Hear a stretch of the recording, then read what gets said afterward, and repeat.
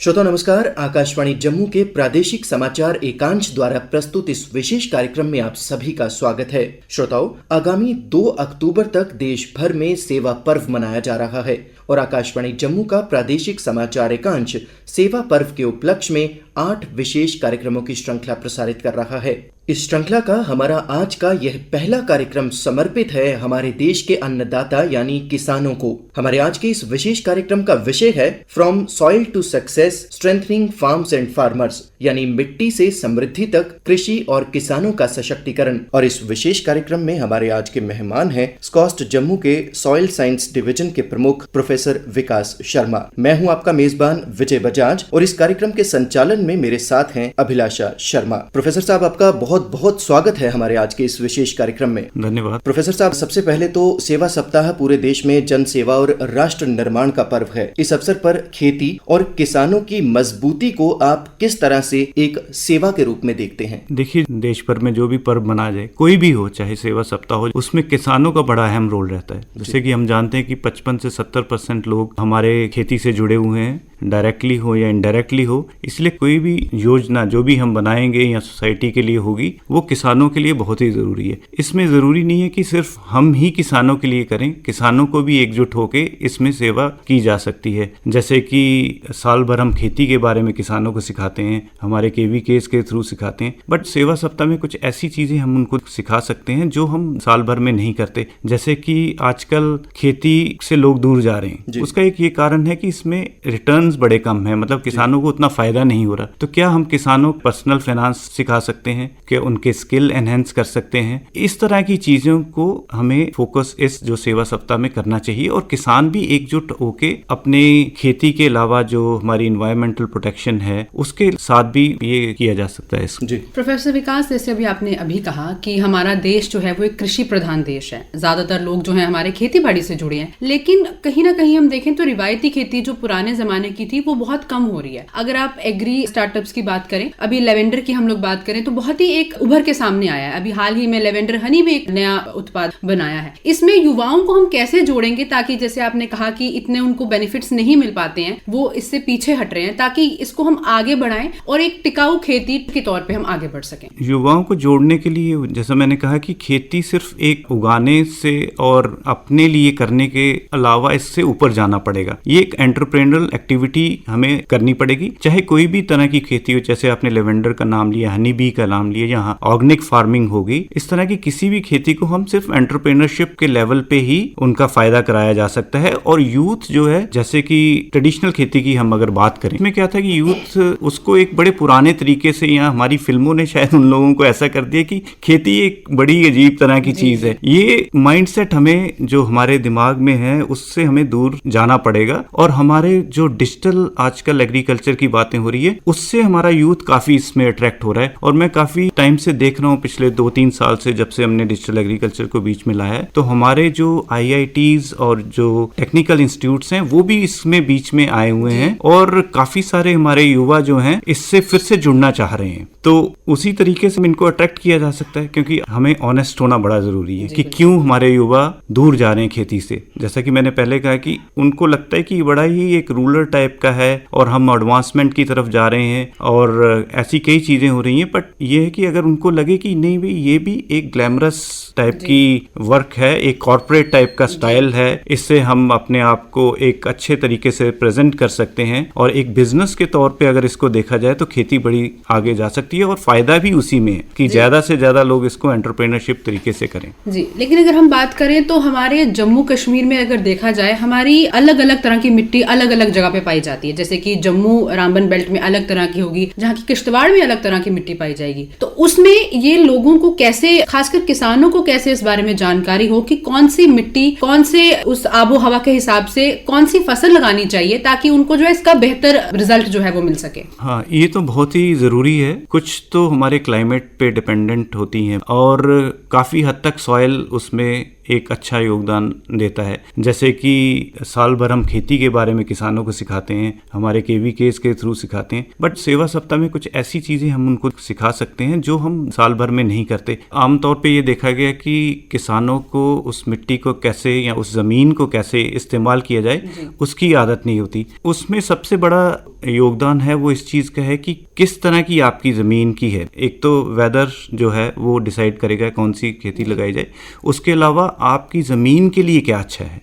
सिर्फ ये नहीं कि ज़मीन ही आपको देगी वापस, तभी वो आपको वापस अच्छी फसलें उगा के दे सकती है। तो हमें उसमें जो एक हमारे HADP प्रोग्राम चल रहा है, ऐसे तो हम आमतौर पे अपने KVKs के थ्रू हम उनको जानकारी देते हैं, बट हमारे जो HADP प्रोग्राम है उसमें हम एक पूरे जम्मू एंड कश्मीर का एक सॉयल वेब बेस्ड एप्लीकेशन बना रहे हैं, जिसमें हम सारे टाइप के सॉयल्स की मैपिंग कर रहे हैं। तो वो मैपिंग एक ऐप के तौर पे हमारे किसानों के पास अवेलेबल हो जाएगी अगले 2 साल में। तो ये काम बड़े वॉर फुटिंग पे एक किस्म से आप कह लीजिए चल रहा है, काफ़ी एनालिसिस हो रहा है, उसकी मैपिंग करी जा रही है, मशीन लर्निंग का उसमें हम इस्तेमाल कर रहे हैं ताकि अच्छी एक्यूरेट इन्फॉर्मेशन हमारे किसान भाइयों तक पहुंचे और एक एप्लीकेशन के थ्रू। क्योंकि आजकल आपको पता ही है एंड्रॉयड फोन्स या दूसरे फोन्स जो स्मार्टफोन्स हैं वो सभी के पास हैं, तो एक ईजी एक्सेस उनको पता लग जाएगा। और उसमें ना सिर्फ ये इन्फॉर्मेशन होगी कि किस टाइप की सॉइल है, बल्कि उस सॉइल पे हम क्या क्या उगाया कर सकते हैं, कितनी स्लोप है, क्या क्या उसमें हम रिकमेंडेशंस दे सकते हैं। जी प्रोफेसर शर्मा, मिट्टी की सेहत बहुत ज़रूरी रहती है। यदि किसान को कामयाब होना है तो मिट्टी की सेहत के प्रति उसको जागरूक होना बहुत ज़रूरी है। और आप स्कॉस्ट जम्मू में जो मृदा विज्ञान विभाग है उसके अध्यक्ष हैं, तो आपके विभाग द्वारा, आपके डिवीजन द्वारा मिट्टी की सेहत के लिए क्या कुछ रिसर्च, क्या कुछ पॉलिसीज या क्या कुछ कार्यक्रम जो हैं वो चलाए जा रहे हैं? जैसे मैंने अभी कहा कि HADP प्रोग्राम हमारा फ्लैगशिप प्रोग्राम है, जम्मू एंड कश्मीर गवर्नमेंट के द्वारा फंड किया हुआ ये प्रोग्राम है, जिसमें हम एक वेब बेस्ड एप्लीकेशन बना रहे हैं। इसके अलावा हम पूरे J&K में जो सॉइल टेस्टिंग लैब्स हैं उनको स्ट्रेंथन कर रहे हैं, जगह जगह पे लेबोरेटरीज बनाई जा रही हैं। उसके अलावा यूथ को भी ये लेबोरेटरीज एक छोटे स्केल पे दी जा रही हैं ताकि वो भी अपनी एक तो जो एंटरप्रेन्योरशिप एक्टिविटी कर सकें, उसके अलावा जो आसपास के गांव हैं वहाँ के किसानों की मिट्टी उसमें टेस्ट की जाए। आमतौर पर देखा गया है कि जो बाहर से बायो फर्टिलाइजर्स आते हैं वो यहाँ पे इतना अच्छा काम नहीं करते। तो हमारा ये मानना है कि जो नेटिव पॉपुलेशन होती है, लोकल माइक्रोब्स होते हैं, उन्हीं को यहाँ से एक्सट्रैक्ट करके नई फॉर्मुलेशंस अपनी ही जगह के लिए बनाई जाए। जैसे बेंगलोर से कुछ आ रहे हैं बायो फर्टिलाइजर्स, या मध्य प्रदेश से आ रहे हैं, महाराष्ट्र से आ रहे हैं, उनकी एक्टिविटी नहीं हो पाती क्योंकि वो किसी और क्लाइमेट के माइक्रोब्स हैं। तो हम उसमें एक काम कर रहे हैं। उसके अलावा हम बायोचार पे काम कर रहे हैं जो क्लाइमेट मिटिगेशन के लिए एक बड़ी अच्छी टेक्नोलॉजी है। उसके अलावा एक लीफ कलर चार्ट्स का प्रोग्राम है जो हम फार्मर्स तक पहुंचा रहे हैं। उसके अलावा न्यूट्रिएंट मैनेजमेंट, इरोजन को कैसे रोकना है, उसके लिए कौन सी प्रैक्टिसेस कर सकें, ये सारी चीज़ें हमारी डिवीज़न में चल रही हैं। जी प्रोफेसर शर्मा, इसी से जुड़ा मेरा अगला सवाल आपसे ये है कि कुछ एरिया स्पेसिफिक जो उत्पाद हैं, फसलें हैं, जैसे आरएसपुरा के बासमती चावल की बात करें या हम भद्रवा के राजमा की बात करें, और यदि जिस तरह से आपने अपनी रिसर्च बताई है कि इन फील्ड्स में आप काम कर रहे हैं, तो क्या ऐसी उम्मीद की जा सकती है कि केवल आरएसपुरा ही नहीं, अन्य संभाग के अन्य जिलों में भी इस तरह के चावल की खेती हमें आने वाले समय में देखने को मिलेगी, या भद्रवा के राजमा जो भद्रवा की खासियत है, इसी प्रकार के राजमा की खेती अन्य हिस्सों में भी देखने को मिलेगी? हम कोशिश तो करते हैं क्योंकि ये दोनों चीज़ें हैं, राजमा का आपने नाम लिया, बासमती का नाम लिया, ये निच क्रॉप्स में देखे जाते हैं और इनका एक्सपोर्ट पोटेंशियल भी बहुत ज़्यादा है। लेकिन इसमें एक चीज़ है कि ये क्लाइमेट से बड़ा प्रभावित होते हैं। जैसे अगर जो खुशबू हमारी बासमती में है जम्मू वाली में, वो आपको पंजाब वाली में नहीं मिलेगी, तो वो क्लाइमेट से ज्यादा प्रभावित है। हालांकि हमारी कोशिशें जा रही हैं। अभी हमारे जो बायोटेक्नोलॉजी विभाग है उन्होंने 3 वैरायटीज रिलीज की हैं बासमती की, जिसमें से एक वैरायटी बड़ी कामयाब हो रही है। तो जैसे पंजाब या दूसरे इलाकों में से, जहाँ हमारे कठुआ एरिया में भी उसको लगाने का शुरुआत हो रही है। तो कोशिश तो हम करते हैं, हालांकि इसमें क्लाइमेट का ज्यादा रोल है, पर एज ए साइंटिस्ट हमारा काम है ये करते रहना। ऐसे ही भद्रवाही राजमा को भी प्रमोशन चल रही है, उसको आप जानते होंगे कि GI टैग का भी हमारी कोशिशों के बाद डिपार्टमेंट ऑफ एग्रीकल्चर से मिलकर जो हमने किया है, तो टैगिंग भी हो रही है। बट फिर भी मैं ये कहना चाहूंगा कि कुछ चीजें ऐसी होती हैं जो हमारे कंट्रोल से थोड़ी सी परे होती हैं। एज ए साइंटिस्ट मैं उसको एडमिट करूंगा कि सिर्फ मिट्टी का रोल नहीं होता है, इसमें क्लाइमेट का बहुत बड़ा रोल होता है। एक स्पेसिफिक टेम्परेचर चाहिए होता है इसके लिए। हमारी कोशिशें जारी रहेंगी। हमारी वैरायटीज जो बासमती की नई निकली हैं वो काफी सक्सेसफुल हैं और उससे हमारा जो बासमती का एरिया है वो काफी बढ़ रहा है। जी प्रोफेसर विकास, अभी आपने बात की जीआई टैग की। एक तरह से देखा जाए तो एक बहुत अच्छी पहलकदमी भी है, क्योंकि हमारे जो भी यहाँ के उत्पाद हैं या फसलें हैं, अगर बाहर जाती हैं, उनका एक्सपोर्ट होता है, तो दुनिया को पता चलेगा कि कौन से इलाके से कहाँ से आई हैं। इसमें हमारे बहुत से उत्पाद जो हैं आज हम देख सकते हैं, जैसे रामबन का सुलई शहद हो गया, जैसे विजय जी ने बात की कि भद्रवाही राजमा हो गए, या फिर केसर हो गया। अब तो किश्तवाड़ में भी केसर जो है हम लोग उगाते हैं। तो क्या हम आने वाले समय में ये देख सकते हैं कि कुछ और भी ऐसे नए उत्पाद जो हैं, जैसे मैंने अभी पहले आपसे बात की थी कि लेवेंडर हनी, लेवेंडर शहद एक नया, भारत का पहला जो है ये इस तरीके का एक उत्पाद बनाया गया है। क्या इस तरह के प्रोडक्ट्स को जीआई टैग मिलेगा, ताकि जम्मू कश्मीर जो है वैश्विक सतह पर नया कृषि प्रधान राज्य में बोलूं वैसे बन के उभर सके? देखिए, जीआई टैगिंग तो इम्पोर्टेंट है, पर जीआई टैगिंग उन्हीं चीजों को मिलती है जो हमारे यहाँ पे नेचुरली हो रही है। जैसे कि ड्रैगन फ्रूट की बात कर लें, हमारा जो हॉर्टिकल्चर विभाग है उसको काफी अच्छे तरीके से प्रमोट कर रहा है। हमारी यूनिवर्सिटी में भी इसके काफ़ी डेमोन्स्ट्रेशंस लगे हुए हैं।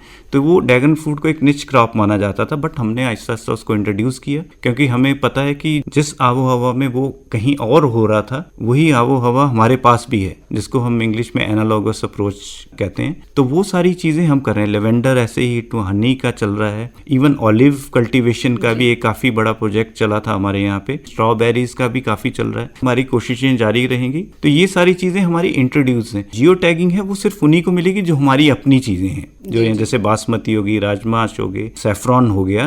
तो हो सकता है कई सालों बाद जब ये हमारे नेचुरलाइज हो जाएंगे तो फिर हम कोशिश करेंगे, क्योंकि हो सकता है लेवेंडर जो कहीं और हो रहा हो और हमारे यहाँ पे जो हो रहा हो उसमें कुछ फर्क आना चाहिए। जीआई टैगिंग का तभी फायदा है अगर आपकी जो प्रोडक्ट है उसकी क्वालिटी अच्छी है, तभी वो आप उसको कॉपीराइट उसका प्रोटेक्ट कर सकते हो कि भाई नहीं ये जम्मू की है।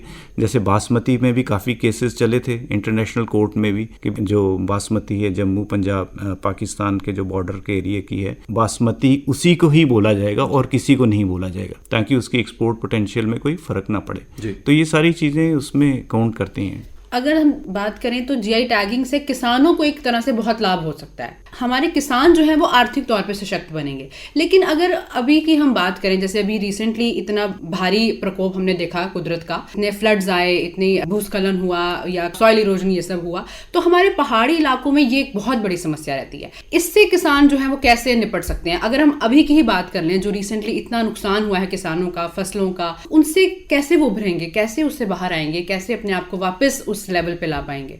देखिए, हमारे अपने जो यूनिवर्सिटी है वो भी पूरी तरह काफ़ी नुकसान झेलना पड़ा है उसको, और हम तो मिट्टी विभाग के ही हैं। अपने डिपार्टमेंट में 1-1 फुट मिट्टी हमारे जमा हो गई थी। अब आप ये देख सकते हैं कि अगर हमारे इतने छोटे डिपार्टमेंट में 1-1 फुट मिट्टी जमा हुई है तो कितनी मिट्टी कट के आई होगी जो वहाँ आके जमा हुई है। तो ये जो इरोजन होता है, जो टॉप सॉइल होता है, उसको डैमेज करता है, आपका उसको इरोड करके ले जाता है। और हमारे शोध ये कहते हैं कि जो सबसे ज़्यादा ताकत होती है मिट्टी में वो उसके ऊपर के 5 सेंटीमीटर में होती है। तो अगर वो वाली लेयर कट जाती है तो वो लेयर निकल जाती है तो उसकी सारी फर्टिलिटी कम हो जाती है, जो उसकी ताकत होती है मिट्टी की वो कम हो जाती है। वो सारे न्यूट्रिएंट्स आगे पानी में चले जाते हैं, कुछ तो चलो किसानों के खेतों में रुक जाते हैं प्लेन्स में आके, जिसको हम अलुवियल प्लेन्स कहते हैं, बट मैक्सिमम जो 80% तक है वो बह जाते हैं। उससे क्या है कि जो मिट्टी की शक्ति है उसको काफ़ी असर पड़ता है पहाड़ों में। बाकी इसको टाइम तो लगेगा लोगों को उभरने से, इसमें काफ़ी नुकसान हुआ है किसानों का भी इसमें।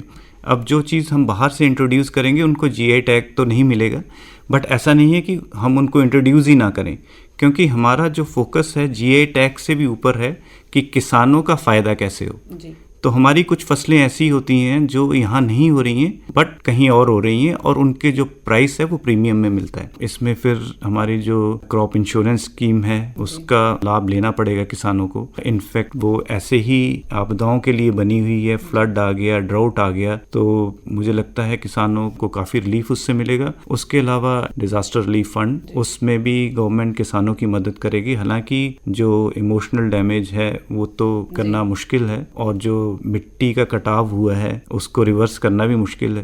तो मिट्टी का कटाव रोकने के लिए कौन कौन सी जो रिकमेंडेशंस हैं या आइडियाज़ हैं जो हमारे विभाग ने दिए हुए हैं, उनको अच्छे से अगर वो फॉलो करेंगे तो मुझे लगता है ये आगे कम हो सकती हैं। सर, क्लाइमेट चेंज दुनिया भर में जो है वो एक चिंता का विषय है, और क्लाइमेट चेंज का ही असर है जो हमने बाढ़, भूस्खलन या इन प्राकृतिक आपदाओं के रूप में अभी झेला है। तो जैसा कि आपने बताया कि किसानों को इससे उभरने में अभी काफी वक्त लगेगा। इमोशनली और फाइनेंशियली भी। तो आपका विभाग क्या कुछ रणनीति लेकर आगे चल रहा है, किस तरह से किसानों को जागरूक किया जाएगा? क्योंकि ज्यादातर जो किसान हैं, एक रिपोर्ट के अनुसार कई हेक्टर जो कृषि योग्य भूमि थी वो बाढ़ में जलमग्न हो गई है। तो यकीनन समय लगेगा इससे उभरने में, लेकिन आपका जो विभाग है एक बहुत महत्वपूर्ण विभाग है, मृदा विज्ञान विभाग। तो आप किस तरह से क्या रणनीति लेकर आगे बढ़ेंगे? क्योंकि किसानों को मुझे लगता है कि दोबारा से जो है नए सिरे से शुरुआत करनी पड़ेगी। तो क्या कुछ रणनीति लेकर आप आगे बढ़ेंगे ताकि किसानों को जो समय लगना है उभरने में वो कम हो सके? देखिए, क्लाइमेट चेंज तो रियल है। मतलब 20-25 साल पीछे देखेंगे और अब देखेंगे, जो बारिशें होती थी आहिस्ता आहिस्ता होती थी और लंबे समय तक होती थी, फिर भी इतनी आपदाएं नहीं आती थी। हमने एक स्टडी की थी, हमने देखा कि पिछले 30-35 साल में कितनी बारिश हो रही है हर साल। तो हमें देखा गया कि ऑन एन एवरेज कोई ज़्यादा फर्क नहीं आया। तो हमें ऐसा लगा कि शायद चेंज नहीं हुई है, ये हमारी परसेप्शन है। तो फिर हमने देखा कि कितने दिन बारिश हो रही है साल में। तो वो जो नंबर ऑफ डेज बारिश होती है, बारिश उतनी ही है, लेकिन जो दिन है वो कम हो गए। इसका मतलब कि जो भी बारिश हो रही है वो तेज गति से हो रही है, इंटेंसिटी बढ़ गई है। हमारे एक ICR से हम एक प्रोजेक्ट चला रहे थे निकरा में, जिसमें हम मिट्टी का कटाव रोकने के लिए काफी शोध किए, कंजर्वेशन एग्रीकल्चर से, सॉइल कवर का, टिलेज रिडक्शन का, ये सारी चीजें हम कर रहे हैं। उसके अलावा मिट्टी एक सोल्यूशन है क्लाइमेट चेंज को रोकने के लिए, क्योंकि कार्बन जिसके कारण क्लाइमेट चेंज हो रहा है या टेम्परेचर्स इंक्रीज हो रहे हैं, वो मिट्टी से रिलीज होके जाता है हमारे एटमॉस्फेयर में। तो हमारा वो काम है कि हम उसको वापस कैसे कैप्चर करें। इस पे हम बायोचार पे स्टडीज कर रहे हैं। बायोचार एक किस्म की जो क्रॉप रेसिड्यू मैनेजमेंट के काम आती है, जैसे जला देते हैं पंजाब में है, तो उस पे काफी काम कर रहे हैं कि उसको जलाने की बजाय हम उसका बायोचार बना लें। जो बायोचार उसको बनाया जाता है बिना ऑक्सीजन के जला के, मतलब बड़ी स्लोली वो जलता है। उससे क्या होता है कि जो ऑक्सीजन होता है कार्बन के साथ मिलता नहीं है और कार्बन डाइऑक्साइड रिलीज नहीं होती। तो हम कार्बन को सारा का सारा उसी में स्टोर कर देते हैं और फिर हम उसको अप्लाई करते हैं मिट्टी में। तो उससे क्या है कि कार्बन मिट्टी में स्टोर हो जाता है। तो उसके अलावा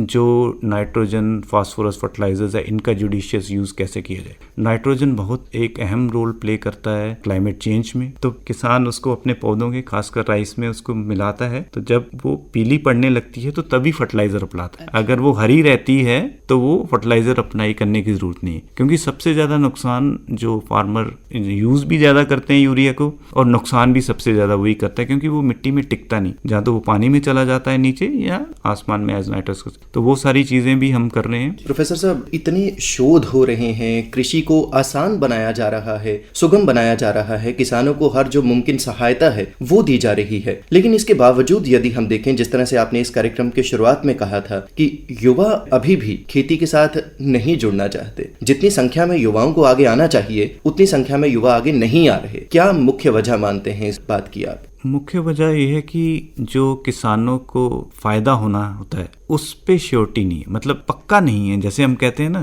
कि रिटर्न्स की स्टेबिलिटी नहीं है। अब जैसे कुछ इलाके हैं, जैसे हम अपना RS-पुरा का इलाका देखें, वहां पे यूथ अभी भी खेती से जुड़े हुए, बट अगर हम कंडी का इलाका देखें उसमें यूथ कोई भी खेती से करना नहीं चाहता। उसका कारण यही है कि जो हमारी कंडी के सॉइल हैं उनमें इतनी उपजाऊ नहीं होती और पता भी नहीं होता कि क्या खाने के लिए भी होगा कि नहीं, बेचने के लिए तो दूर की बात है जी। क्योंकि मिट्टी एक तो कमज़ोर है, ऊपर से पानी की कमी है, और आमतौर पे देखा गया है कि हमारे जो रबी की क्रॉप है वो आमतौर पे काफ़ी बार फेल होते हैं, हर 2-3 बार, क्योंकि पानी नहीं, बरसात नहीं हो रही और मिट्टी भी काफ़ी कमज़ोर है, तो उसमें उनको रिटर्न्स नहीं मिलते।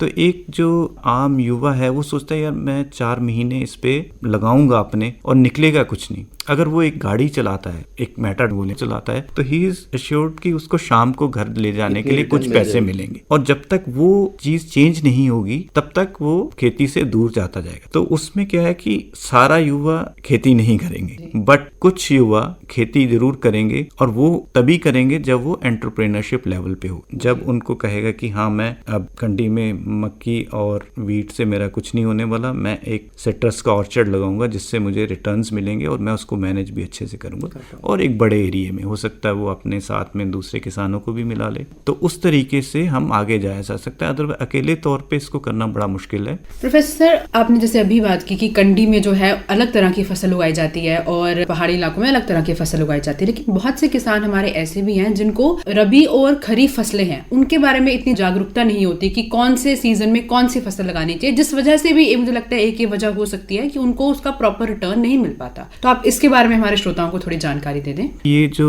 फसलें लगाई जा रही हैं आमतौर में कई सालों से लगाई जा रही हैं, जो इस क्लाइमेट के लिए सूट कर रही हैं। एज ए यूनिवर्सिटी हम उनको नई नई वेराइटीज भी दिलाते रहते हैं कि इम्प्रूव करने के लिए। सबसे ज्यादा प्रॉब्लम में जो चीज आ रही है कि कौन सी चीज मतलब कहाँ लगानी चाहिए। वो क्रॉप तो हमें पता है कि कौन सी लगनी है, बट जैसे खरीफ में 5-6 क्रॉप्स हैं, तो खरीफ में कंडी में मेज या पहाड़ी क्षेत्र में मक्की ज़्यादा लगाई जाती है और नीचे वाले क्षेत्र में हम राइस उगाते हैं, बासमती लगाते हैं। तो हम ये अल्टरनेट देख रहे हैं कि क्या और भी क्रॉप्स लगाई जाएं। जैसे बासमती को तो हम नहीं छेड़ रहे, लेकिन मक्की की जगह क्या कोई और क्रॉप्स आ सकती हैं जिसमें फार्मर्स को ज़्यादा लाभ मिल सकता है। आजकल हम मिलेट्स की बड़ी बात कर रहे हैं, जो कि एक हमारे कंडी में या पहाड़ी क्षेत्र में बहुत बड़ी जो इम्पोर्टेंट क्रॉप मानी जाती थी, और आहिस्ता आहिस्ता हम अपने लाइफ टाइम में उनको ख़त्म होते देखा है। बट एक बार फिर से हम उनकी तरफ जाते हैं क्योंकि उनकी डिमांड बढ़ रही है और उनके जो रिटर्न्स हैं, जो हमारी वीट है और जो मक्की है, उससे ज़्यादा कई लोगों को मिल रहे हैं। खासकर वीट से ज्यादा वीट पहाड़ी क्षेत्र में लगाते तो हैं लोग, लेकिन बड़ा कम उसकी रिटर्न्स मिलते हैं। मक्की तो चलो अच्छी हो जाती है क्योंकि उस समय मानसून सीजन होता है। तो उस तरीके से हम क्रॉप्स की डाइवर्सिफिकेशन की कोशिश कर रहे हैं। प्रोफेसर साहब, अगर किसान कोई अपनी मिट्टी के स्वास्थ्य की जांच करवाना चाहता है या फिर ये जानना चाहता है कि उसके एरिया के हिसाब से कौन सी फसल जो है वो उसके लिए सबसे अच्छी रहेगी, जैसे आपने बताया कि यदि आप मक्की की फसल छोड़कर वहां एक ऑर्चर्ड लगा लें सिट्रस फ्रूट का, तो वो ज्यादा आमदन बख्श हो सकता है उसके लिए। तो यदि इसके लिए किसी किसान को किसी मदद की जरूरत पड़ती है तो वो कहाँ जा सकता है, किस तरह से ये प्रक्रिया जो है वो काम करती है? देखिए, ऐसे तो हमारे KVKs हैं हर डिस्ट्रिक्ट में, किसान वहाँ जा सकते हैं। उसके अलावा डिपार्टमेंट ऑफ एग्रीकल्चर की आउटरीच है हर जगह पे, उनके पास जा सकते हैं। तो जो HADP प्रोजेक्ट, जिसमें मैंने स्टार्टिंग में भी इसके बारे में आपको शुरुआत में भी कहा था, तो गवर्नमेंट का वो फ्लैगशिप प्रोग्राम है जम्मू, उसमें डिपार्टमेंट ऑफ एग्रीकल्चर, सारी एग्रीकल्चर यूनिवर्सिटीज और भी जो हॉर्टिकल्चर, डेयरी, ये सारी चीज लोग साथ आके उसको कर रहे हैं। तो इसमें काफी सब्सिडीज दी जा रही हैं किसानों के लिए, नए ऑर्चर्ड्स लगाने के लिए, नई फसलों को ट्राई करने के लिए, डिजिटल एग्रीकल्चर के लिए, सॉइल मैपिंग के लिए, सॉइल लेबोरेटरी सेटअप करने के लिए, ऑर्गेनिक फार्मिंग और नेचुरल फार्मिंग में एंटरप्रेन्योरशिप के लिए। तो इस समय गवर्नमेंट की तरफ से बहुत मदद की जा रही है। तो कोई भी किसान भाई अगर इसमें शामिल होना चाहता है तो उसको ज्यादा दूर जाने की जरूरत नहीं है। जो अपना नजदीकी डिपार्टमेंट ऑफ एग्रीकल्चर का दफ्तर है उनसे मिलें, अगर उनसे नहीं मिल सकते तो KVKs हमारे हर जगह हैं, उनसे मिलाएं। और बाकी जो हमारी यूनिवर्सिटीज़ हैं जो हमारी डायरेक्टली मेन कैंपस तक पहुंच सकते हैं, तो उनके लिए we are always there. Professor साहब, आप हमारे स्टूडियोज में आए इसके लिए बहुत बहुत शुक्रिया। मैं चाहूंगी कि आप हमारे किसानों को, हमारे श्रोताओं को एक संदेश दें ताकि ज्यादा से ज्यादा लोग जो हैं वो कृषि के साथ जुड़े और हम अपने देश को एक विकसित राष्ट्र जो है वो बना सकें। मैं युवाओं को तो एक यही संदेश देना चाहूँगा इन ए लाइट मोड, मतलब थोड़ा मजाक के तौर पे, कि इसको पुरानी फिल्मों के तरीके से मत देखें कि किसान मर रहा है और ये हो रहा है। इसको एज ए एंटरप्रेन्योरशिप लें, इसको एज ए चैलेंज लें। इसमें आज के दौर में इसमें बहुत पोटेंशियल है अर्न करने की, पैसा कमाने की। मैंने अपनी जो बैचलर्स और मास्टर्स डिग्री बेंगलोर से की हुई है और मेरे जो क्लासमेट्स इतने हैं उसमें से 50% एग्रीकल्चर में है। कोई लैंडस्केपिंग कर रहा है, कोई फ्लोरिकल्चर में है, किसी ने डेयरी खोली हुई है, और वो सारे ही बहुत ही अच्छा काम कर रहे हैं। इसलिए कोई भी योजना जो भी हम बनाएंगे या सोसाइटी के लिए होगी, वो किसानों के लिए बहुत ही ज़रूरी है। इसमें ज़रूरी नहीं है कि सिर्फ हम ही किसानों के लिए करें, किसानों को भी एकजुट होके इसमें सेवा की जा सकती है। खेती एक बड़ी अजीब तरह की चीज़ है। ये माइंडसेट हमें, जो हमारे दिमाग में है, उससे हमें दूर जाना पड़ेगा। और हमारे जो डिजिटल आजकल एग्रीकल्चर की बातें हो रही है, उससे हमारा यूथ काफ़ी इसमें अट्रैक्ट हो रहा है। तो इस समय गवर्नमेंट की तरफ से बहुत मदद की जा रही है। तो कोई भी किसान भाई अगर इसमें शामिल होना चाहता है तो उसको ज्यादा दूर जाने की जरूरत नहीं है। प्रोफेसर साहब, यकीनन यदि भारत को विकसित बनना है तो सबसे पहले देश के अन्नदाता को विकसित बनाना होगा। प्रोफेसर विकास शर्मा, आपने अपना समय निकाला, हमारे स्टूडियो में आए और बेहद बेशकीमती जानकारियां हमारे श्रोताओं तक पहुंचाई। इसके लिए आपका बहुत बहुत धन्यवाद। धन्यवाद।